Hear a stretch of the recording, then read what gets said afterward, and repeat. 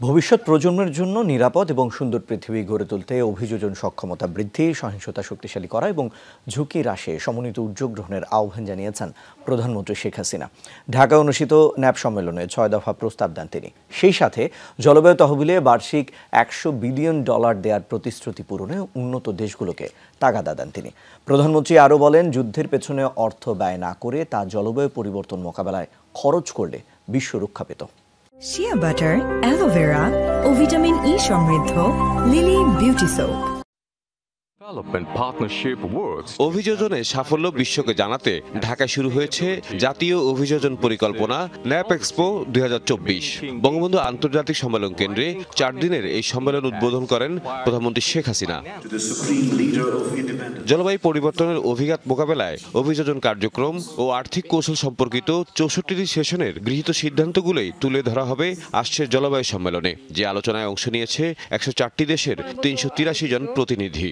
National adaptation plan nap সম্মেলনে জলবায়ু পরিবর্তন অভিঘাতে ক্ষতিগ্রস্ত দেশগুলোর বাস্তুচ্যুত মানুষের পুনর্বাসনের দায়িত্ব সকল দেশকে ভাগ করে নেওয়ার আহ্বান জানান প্রধানমন্ত্রী শেখ হাসিনা।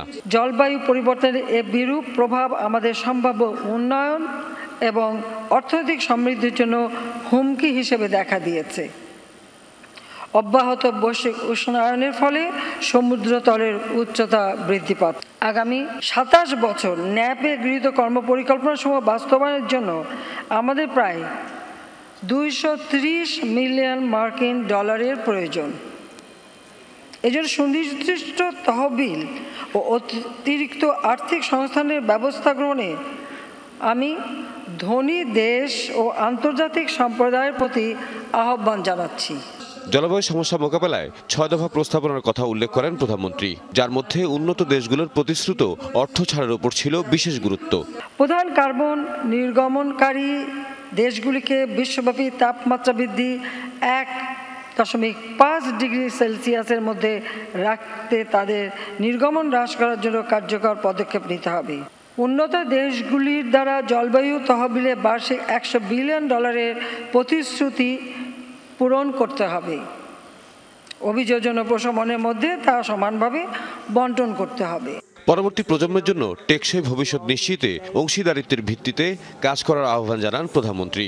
জলবায়ু পরিবর্তনের অভিঘাত মোকাবেলায় বাংলাদেশ সবসময় আন্তর্জাতিক সম্প্রদায়ের সাথে কাজ করে যাচ্ছে। আসুন সকলকে সঙ্গে নিয়ে আরও নিবিড়ভাবে এই ধরিত্রী রক্ষায় আমরা কাজ করি। সেই সাথে একটি কথা না বলে পারছি না, এই যুদ্ধে অস্ত্র এবং অর্থ ব্যয় না করে সে টাকাগুলি এই জলবায়ু পরিবর্তনে যদি ব্যয় করা হতো তো বিশ্বটা রক্ষা পেত। জলবায়ু পরিবর্তনের কারণে ক্ষতিগ্রস্ত জনগণের সুরক্ষা নৈতিক দায়িত্ব বলে উল্লেখ করেন প্রধানমন্ত্রী শেখ হাসিনা। জলবায়ু পরিবর্তনের কারণে ক্ষতিগ্রস্ত জনগণকে রক্ষা করা তাদের এটা নৈতিক দায়িত্ব। তাওহিদ মিথুন, যমুনা নিউজ, ঢাকা।